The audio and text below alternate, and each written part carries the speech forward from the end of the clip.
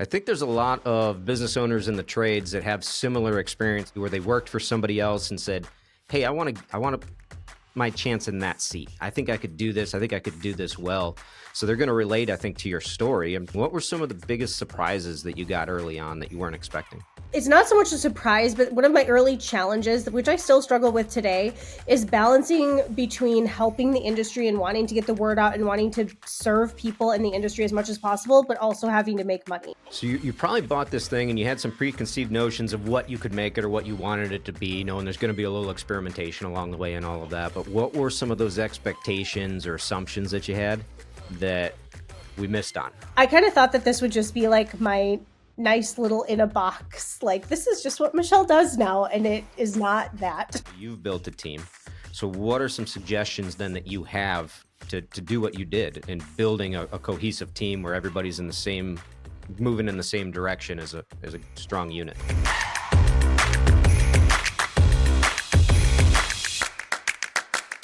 Hey, everybody, and welcome to the latest episode of Violand's GPS podcast. I'm your host, Jeff Jones, here with Violand Management and my good friend, Michelle Blevins, who is the owner and editor-in-chief. Did I get that right? Is that the official title? Sure. Close enough? Sure. Of C&R Magazine, who is one of the leading content providers in the disaster restoration industry.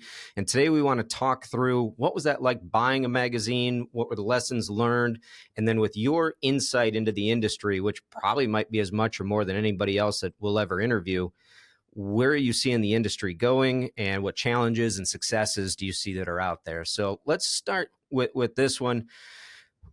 For people who aren't familiar with C&R Magazine, can you just give a quick, here's who we are, here's what we do? Sure, absolutely. Jeff, thank you for having me as well. It's kind of fun to be a guest, although I might turn it back on you at some point if I get a chance, because I prefer to be asking the questions. But anyway, so C&R is the oldest publication in the industry. We think that it started somewhere around the 1950s. It's a little hazy. I've talked to Pete Consigli, the resident historian for the industry, a few times about it. We think it started around the 1950s. It was the Restoration Industry Association's magazine until 2021, when I had the opportunity to buy it from the RIA. And since then, I've been working with our team to just kind of grow the subscriber base and grow our website and social media and all those things and try to be the best possible voice that there is for restorers. We are very restorer focused. So I'll tell this story real quick. It was the first industry convention that had taken place after COVID, and I'm at it, and everybody's all excited because they hadn't seen each other in a year and a half. And I'm setting up my booth, and you come walking over, and you were with a different publication at the time, and you said, I looked at you and I go, "Hey, I got big news." Because we had just hired a brand new BDA, and I was hoping for some help in getting that out. And you're like, "Well, I think my news is bigger." I did Like, not say that, but thanks, did Jeff. you did, and you said something along that. I might be paraphrasing, but you said something along the lines of, "Yeah, I just bought C&R Magazine," and I'm thinking like the company you worked for bought C&R Magazine, and I'm like, "Oh, that's pretty exciting. You're just going to roll it into what you have now, or how's that going to work?" And you looked at me like I had two heads, and you're like, "No, I just bought C&R Magazine." I had like no idea you could even do something like that. I didn't think about these, but they're all separate entities. Everything's got a price. And so happy when you did that. And obviously you've expanded it and grown the reach and the audience and the message that comes out of it. Was there a specific moment or motivation that kind of pushed you into buying a magazine and going out on your own as an entrepreneur? I think COVID made everyone a little uneasy in certain ways. And for me, that was what it was. During COVID, early in 2021, I was just feeling like I needed to do something else and like I needed to more hitch my wagon more to myself versus other companies and other people. And so this opportunity, it just kind of came into my head. And I feel like in life, you don't know what can happen unless you ask questions. And so I knew some people within the RIA and asked, and off it went. And I will say, I did not officially assume ownership until well after I left the other publication. And that is obvious with the timeline. But so it was Pay attention, legal people. yes, it was very clean and all of that. But yeah, it was one of those, you don't know what your future can hold unless you're willing to kind of take some risks and have some hard conversations and ask questions. And that's how it came about. I think there's a lot of business owners in the trades that have similar experiences, whether the restoration or plumbing, HVAC, where they worked for somebody else and said, "Hey, I want my chance in that seat. I think I could do this. I think I could do this well." So they're going to relate, I think, to your story. And yeah, it's media versus a trade, but it's still a lot of the same headaches and lessons and everything. What were some of the biggest surprises that you got early on that you weren't expecting? Um, it's not so much a surprise, but one of my early challenges, which I still struggle with today, is balancing between helping the industry and wanting to get the word out and wanting to serve people in the industry as much as possible, but also having to make money. I think probably anybody in this industry deals with that, maybe any business owner, but we are all so service minded and servant minded, I think, in this industry. So whether it's restorers, or I'm sure you go through the same thing at Violand, you have a lot of friends in the industry, a lot of people that you know really well. And so at some point you have to find that balance between helping people but also making enough money to be able to keep helping people. It can't all be for free. And so I think that that has been the biggest hurdle that I've had to overcome and am still working on every day, because I just do really want to serve the industry really well and help as many people as possible. So it's learning to find that middle ground. And so far, I'm starting to find my footing in it. I've had some success with it actually in the last few weeks. So I'm just going to keep working on it. Is it almost like you had a little Michelle on this shoulder who was the owner of the company saying, "Hey, we got to make money," and you had little Michelle on this one going, "No, we got to create great content and the money will show up"? Yes, because in my past life, I was just the one Michelle of like, I get to just be the content and there was no revenue tied, but the relationships all came from that content side, right? Like I built my foundation in the industry with those relationships and on the content. And I do believe that good content drives the revenue. So it is finding that balance of getting the good content, but making sure that on the other side, we're driving revenue. And I try to not do, we try to stay away from the pay to play. We try to stay away from like, to feature you in this, you have to buy an ad. Like we are pretty open about like, we will publish a press release for people. I love having people on the podcast. You know how the relationship is. As long as it's kind of a mutual back and forth, we're happy to do anything for anybody. So we don't charge people to be on the podcast or any of those things, charge for press releases. But then there does have to be a middle ground somewhere. So when you're first putting together maybe the first year, first 2 years, and you're trying to find the direction and the message and all of this, you've got an awful lot of people who are probably asking you, "Hey, I can write something. I can write something." How do you balance that as far as you don't want to make anybody upset? You can only print so many. Some of them maybe you don't want to print, but you got to be careful in how you say that. What's that experience like? That is a great question.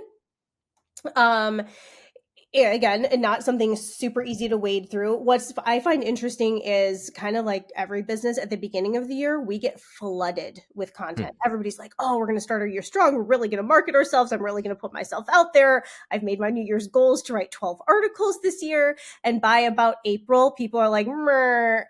So, then it kind of tapers off a little bit. But deciding on content, the beauty of today's world is we have the whole website to also publish things on. So people tend to be pretty happy to be published wherever we can. And we're also pretty just open at this point of returning an article and saying, maybe this has a good foundation, but can you add this? Could you tweak this? Can you do this? And trying to coach people through getting an article to what would be our standards. We have a full page PDF that we send people who are interested in contributing to C&R. So you see what our guidelines are. Like you can't product push in it. You can't, here's our length guidelines. Here's what we need from you, those kind of things. And then if there's an article that's just not a fit, we honestly just say so at that point, and just say, thank you so much for your submission. Unfortunately, this isn't a fit for maybe a couple reasons. And that tends to be it. And we've not had arguments over it, and it doesn't ever need to be personal either. I'm sure that they can find somewhere else to publish it. But having that one-page editorial guidelines that I made pretty early after buying C&R helps significantly, because then it's literally this one sheet that's like, this is what it has to fit in. And if it doesn't, then it's pretty easy to be like, well, I'm sorry, but it doesn't fit. So here at Violand, we've written articles for lots of different magazines that are out there, C&R being one of them. And I've written a couple of them. And I can tell you that whenever I do write one and you look at it and you're like, I think it's pretty good. I hope it's okay. I hope it resonates with people.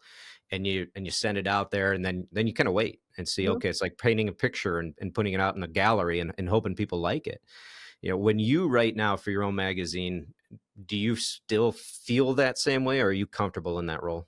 Oh no, I feel that same way Yeah. 100%. And even entire issues that we put out, I'm like, I feel like the content's really good, but I really hope that this resonates. I hope that people find value in it. I hope that I hope that the contributors get value out of the time that they spent contributing as well, and that they get some value out of that work that they put in. But no, I 100% feel the same. The moment that an article is published, I'm like, okay, did I You catch going all? in checking the stats on it right away? Not right away. Not right away. And I will say Well, I don't look back at magazines once they're published, because I will find typos, I will find things that need to be fixed. I'm like, I just nope, I'm the same way with the marketing videos I do. I almost never watch them because no. all I'll do is nitpick it to death.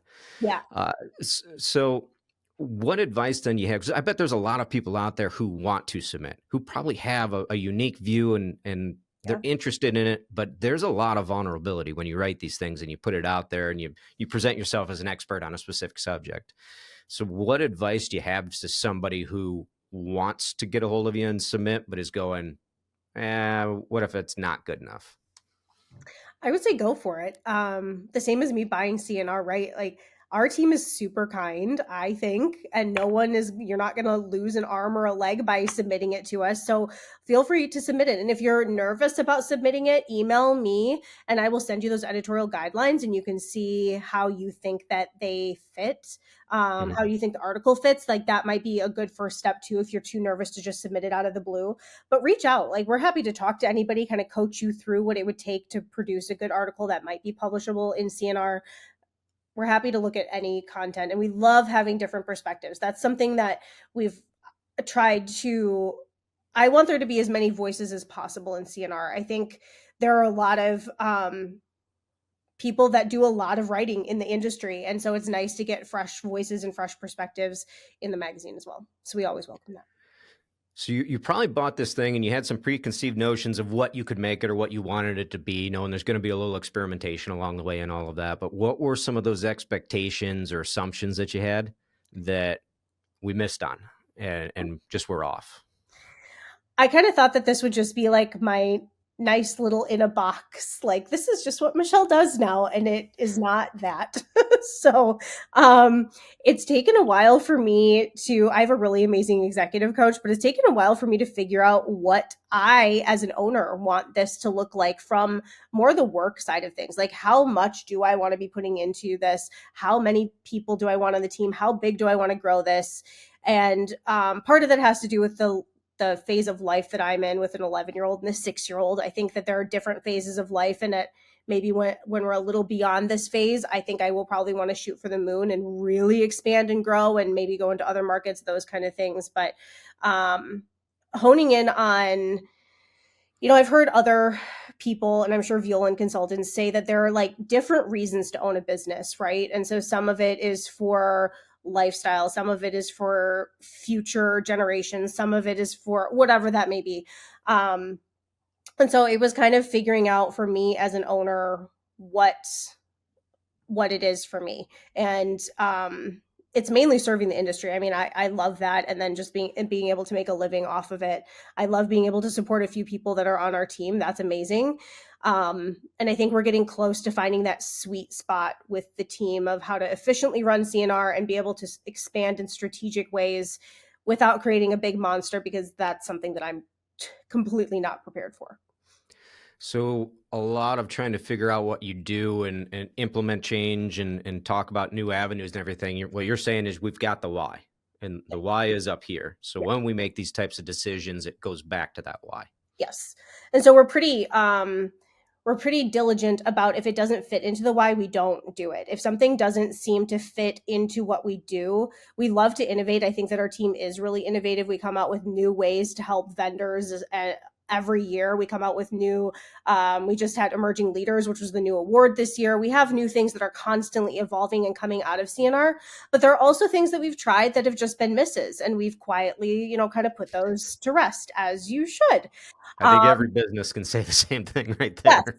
So, but it is helpful to, we also have companies approach us and ask, can you do this? Can you do this? And we just, look at it and say, is this within our core values? Is this within what we do? And if it is, then yeah, we'll figure it out. And if it's not, then that's just not something that we do. So when you're going about and you're trying to figure out what we want to do here, editorial, what we want to do operational, you're bringing the team in then to make that, Yes. or are you leading that from up here and sort of dictating that down? We have a pretty team-based approach. Our team is pretty tight-knit because we're small. So there's, as of right now, 4 of us that work regularly together. And so that's Lauren, who's our editor, Sarah, who is our brand director. She does all the graphic design and layouts, makes the brand look amazing, myself, and then Tasha, who's our production manager. And I feel like because we are so tight-knit and work so well together, everybody's kind of intertwined, that I like things to be kind of a group decision. I'm not afraid that, if there's something that I really feel like we need to do, I will lead the charge and like, we're doing this. But I also think it's really important to have the team's buy-in. I trust them all a lot, and they all are personally invested in C&R. So I like having the teams weigh in on it. What are some, now that you've interviewed a lot of people who've built great teams, Mm-hmm. and now you've built a team. So what are some suggestions then that you have to do what you did in building a cohesive team where everybody's moving in the same direction as a strong unit? Great question. So I just recorded a Chasing the Vision with JT and Tim the other day. And one of the things we were talking about is letting your gut be kind of your consultant, but not your CEO. And so a lot of my decisions I've trusted my gut on, but also tried to use reason within those. Mhm. And let's see. I just completely lost my train of thought. So I'm going to have my Jeff edit this right here because now I can do that. Go back to your question. Wow. I have no idea what it was. Something about building a team. Building a team and how we got Yeah, here. just see how good Jeff is. Just jump right back into it and see what he comes up with. Wow. That just completely now I know how my guests feel. That was wild. I could also have him leave it in here. I don't know. Anyway, okay. Building a team. So a lot of it is trusting my gut. When I hired Lauren, I had people coming out of the woodwork that were interested in doing editorial, being a writer, being an editor, whatever that may be. I think that that's a pretty easy freelance position. There's a lot of people in that space out there. So I think being purposeful in who I've hired, I've made some missteps in hiring. I know that you know some of that, and other people that know me well know that I hired a friend that didn't work out, and so I let her go, and that was something big that I had to learn through, but I came out on the other side much better. The company is much better. The team is much better. It was affecting the culture of the company because of this person that needed to go. So I think the big thing that I've learned through the hiring and team journey is not only to trust my gut, but to not be afraid to have hard conversations, to Yeah. not be afraid to hold people accountable. Because I found that, with the people that are still here, having those hard conversations can be really fruitful as well. And I don't have to have them that often. The team's amazing, but I'm also not afraid to be honest and to have those hard conversations. And I found a lot of times if I need to have a discussion with somebody, they probably have similar thoughts as well and know exactly what we're going to be talking about. And then we can just move forward.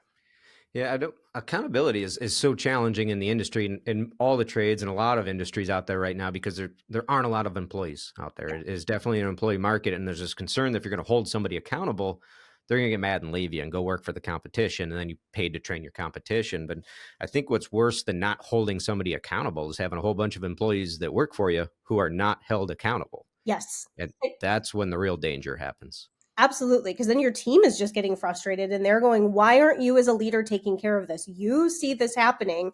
Why are you letting this happen? It all comes back down to the leader at that point, not even so much the person that is making mistakes or needs to leave or isn't fitting into the team. It's really leadership at that point. And we all know what it's like to have people that are not being held accountable and that aren't pulling their weight, and we pick it up for them, and looking at our bosses going, why are you letting this happen? So I'm trying very hard to not be that person, and I don't know, we're evolving.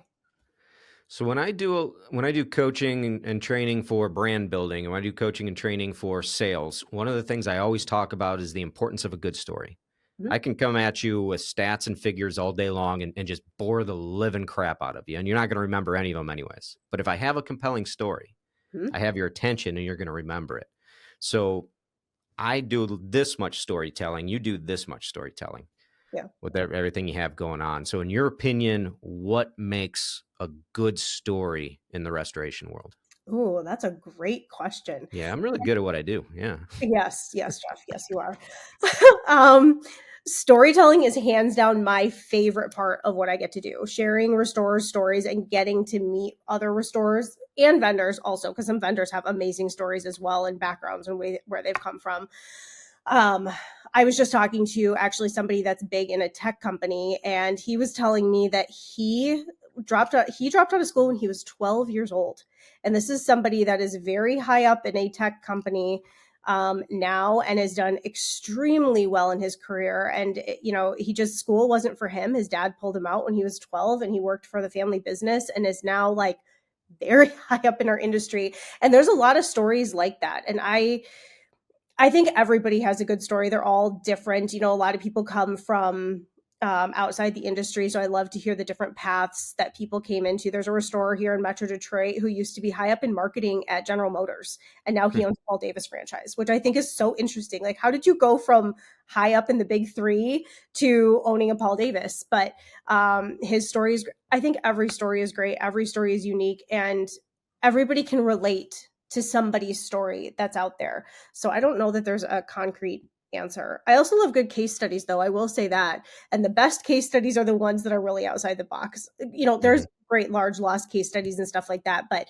I love to ask people stories on my podcasts. And I've heard stories of like majorly spider infested crawl spaces and people knocking themselves out, like standing up into the floor, knocking themselves out in the spider infested crawl space. Rowboats and sewage, going through sewage and rowboats. There's just a lot of really good stories out there. Thank you for taking the time to listen to Violand's GPS podcast. I hope you're discovering valuable insights and practical wisdom to guide you on your journey. The 2025 Violand Executive Summit will take place on June 23rd and 24th in Canton, Ohio. This event features 12 advanced business courses to choose from, covering topics such as performance management, artificial intelligence, digital marketing, results-driven selling, business financials, and much more, combining collegiate and real-world education from world-class instructors, all customized to small businesses in the trades. It's also a fantastic opportunity to network with inspiring professionals like those featured on the GPS podcast. Don't miss out. Register today at violand.com or use the links provided on the screen or in the description. Now, let's get back to our show. So you've got the podcast, you got the magazine, you got all the online stuff that you do. You go to a trade show, you're always on stage hosting some kind of group discussion taking place. Yeah, I know that look. I know what that's about. I know What what you're about. So I like to twist the knife every now and then. So with that though, I mean, at this point, we would say that you've become very successful at what you're doing within the industry of buying this magazine and then turning it into what it is today. And obviously, you've got places that you want to go with it. But for in a couple of years that you've done this, we would say you're doing a great job. So with that, at what point did you start to feel like, hey, I think I made it. I think I've got this. That's a great question. I don't know that I think that yet, but I don't know that there has been a point. I think the point where I realized that I could actually make some money off of this and I wasn't going to like go broke hoping I could sell an ad here or there, that was massively helpful. Um I guess I would say when it got to the point where I was getting repeat testimonials from advertisers saying that it really was working, seeing our website stats way up there, seeing our engagement through eBlast and the website and social media, and seeing how fast everything grew. I'm pretty proud of how fast everything with C&R has grown, because when I bought it, there was no website, no social media, no podcast, no nothing. So we went from, like 1,000 subscribers when I bought it to over 12,000 today. And from no social media to, I think we're over 5,000 on LinkedIn now. And I don't know how many thousand on Facebook. And we're edging up to 1,000 on YouTube. And just so I, I think that that's just watching the engagement rise has been, I think, where it's like, okay, this is working. This is resonating with people. I appreciate the compliments that people say if they see me at a show, like, oh, I love C&R, and we pass it around the office all the time. And I look forward to when it comes, and, oh, hey, that podcast that you did, that was a really great discussion. So I think those are the moments that mean the most and where I feel like we've made it. Mhm. There's certainly a lot of moments where I'm like, we still have a long way to go. But Hopefully that never changes. yes, hopefully that never I, changes. I want to say, correct me if I'm wrong, but before you had bought it, when it was still an asset of the RIA, wasn't it about 15, 20 pages long, had no ads, only went out to RIA members? Yeah. I think it was more of a newsletter than an actual magazine. Yeah. And we, a couple years ago, our first or second state of the industry issue was almost 100 pages. And now I think our average issue is well into the 60s, often higher than that. And that is with it being, we have ratios that we try to hit, with it not being more than like 30% ads. We like at least 70% editorial, 30% ads. And so that's with us maintaining those margins, which is pretty exciting, I think. And Business Michelle's cracking the whip right there, huh? I get it. well, there's also like postage regulations that we have to follow. There's all this Okay. stuff in publishing. Like, I had to figure out how to get a postal permit. Oh my gosh, working with the postal service is not fun at all It's a whatsoever. government agency. It's a delight. Oh, really, really a delight. And for anybody that's been to the post office, you know how happy most of those people are. So that was So really fun. do I get to tell my story of when I thought that you finally made it? Sure. All right. Maybe. I'm a little So nervous. you and I are at the one of the many conventions. That would have been RIA out in Reno. Okay. And that Uh-oh. was the first year that they did the Sunbelt after party. And it was supposed to be outside, I believe, and it was snowing in Reno in the desert. And they ended up putting it inside, and it was packed. You were shoulder to shoulder with somebody the entire time. You could not move in this place. And it was at the end of like 2-3 days of being at a convention. And I'm over by the door talking to Lisa Rothaker, who owned Roth Construction at the time, former client of ours, and we're going through some of the stuff that she's dealing with in the business. And out of nowhere, you come over, sit down right next to me, look at me, and go, "We're leaving now." And I look over at Lisa, and I'm like, "I guess I got to go." So we get up, we walk out of the bar, and you had a live band and all the chaos going. And she goes, "You're just look at me," and you're like, "I am done with people. I don't want to people. I can't people. No more people. I don't want to talk. Nothing. Let's go find something to eat." I'm like, okay. So we were walking around, and there's a casino. So we're walking, and there's restaurants and bars everywhere. We get to the next restaurant. We sit down at the bar, tabletop bar. There's 5 seats. You and I sit here. There's a guy on one side of me. There's a guy on the other side of you. We're talking for about 20 seconds. The guy on the left of me turns, looks over, looks past me right at you, and goes, "Aren't you Michelle Blevins?"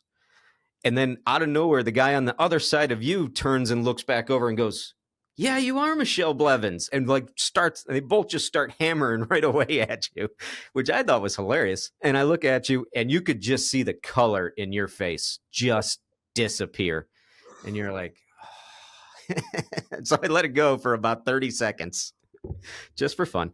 And then looked over at it and said, "Hey, we're at the wrong bar. We're supposed to meet people at the other one." Leave, and we go down and find the next one, just so you can get a few minutes to unwind and not talk to people. That's when I knew that Michelle Blevins had become a big deal. Thanks, Jeff. For the record, I do like talking to people, which everybody knows that. So I probably don't even need to clarify this story. Like anybody who knows me. Clarify the But story. I also will run myself into the ground and not eat all day at shows, which I think all of us do. You get so Oh busy yeah. at shows that, by the time those parties come around at night, you could be going for 12 hours, especially at RIA. Like you and I are volunteers. I'm put a call out here, but you and I are volunteers. And so sometimes we're starting those days easily at 7 a.m. and we're going all day. And when you're done, you're done. So to all the restorers out there, I love you, but yeah. Sometimes a little quiet isn't a bad thing. No. So now that you've done this and you've built this and everything's exciting, what's the advice that you would give to somebody who is in your shoes, who's thinking about buying a business or a brand in the restoration industry? Whew. Do your research, have the hard conversations. Don't be afraid to ask hard questions. That's where a lot of mine came from. And don't be afraid to have hard conversations. There were a few hard conversations that happened during my purchase journey towards C&R, and that's okay because that helped me grow, helped me learn a lot about myself and what I needed to know in the process. Utilize your network, lean into the people that are around you. I had an amazing mentor that really helped me through this process. So if you have somebody else that maybe already owns a company like what you're going after, I had a former boss who's a publisher and has his own company now, and he very much mentored me through every single step of the process. And I'm really thankful for that. So, the same with if you're going to buy a restoration company, like Jeff or I could introduce you to many other restorers that you could talk to as you're going to go through the process, who can ask you what questions to ask and what you should know and things to pay attention to and all of those things. So ask questions, find mentors. Yeah, without a doubt. And when you're talking to somebody, you're at a show or wherever you're at, and you're talking to somebody in the restoration industry, what are the major topics right now that they want to talk to you about? They are looking for help with. The big thing right now is I think a lot of companies are slow. I am finding that companies that are not on programs don't seem to be hurting as much as the ones that are on programs. When I was at Contractor Connection a few weeks ago, they were talking about how claim volume is down like 40% going through a lot of the TPAs. That's a lot. So, and Verisk data backs that up year over year. It looks like things are down from, if you're talking like 2023 to now, down probably like over 30% from those 2 years. So there's a lot of data backing up that the claims volume is down, but there's a lot that goes into that, right? So people are talking about people aren't filing claims, so that's part of it, or people are doing private pay, so stuff isn't going through the TPAs the way it used to. There's also the conversation of, well, claim volume is up, the average price tag per claim. While claim volume is down, the average price tag is up. So I think that's a little bit of an interesting conversation, because if business is really down, where's that extra revenue then? So anyway, the volume right now is a big topic. That's probably the number one thing that I'm hearing people talk about is volume of work, and things just feel really slow. The second thing is getting paid. That's a topic that's been on everybody's mind for the last few years. It just seems to be harder and harder for restorers to get paid, and more hoops to jump through, and more backing up their estimates or invoices with documentation, even if they're doing their best, more pushback from adjusters on various line items, those kind of things. Those are probably the top two, I would say, right now. Yeah, I would agree. And especially when you're on the different Facebook groups and you're looking at the discussions in there, I'm spitballing an answer here, but I think I'd comfortably say 80% of the conversations and the complaints are those two things. Absolutely. Something involving TPA or lack of work, and the big one, getting paid and fighting with adjusters. And it's terrible because it's holding so many companies back from becoming good companies, because they are not putting their focus into building their business. They're putting their focus into fighting the guy with the checkbook the entire time. Yeah, that's so it's absolutely true. Build a good business, folks. Focus on that.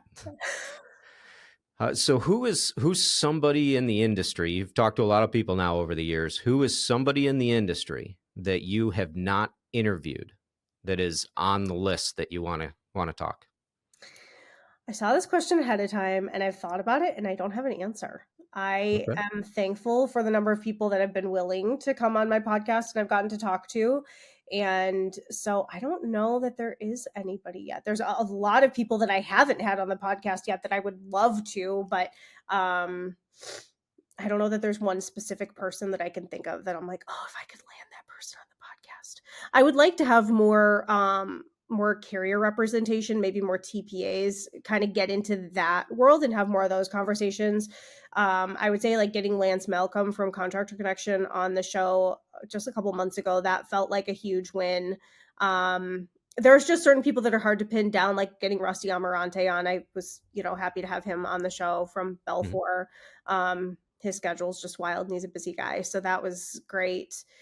But for the most part, I'm really thankful. I feel like people really open up their calendars if I reach out and say, hey, do you want to be on the show? So I don't know. I think a lot of that is, it's a big industry. I mean, multi-billion-dollar industry, but in so many ways, it's a very small industry. Yes, it is. And there's a lot of people out there trying to do their own thing, their own way, go it alone, fight the battle uphill. And there's such an easier way to do it. Just ask for help.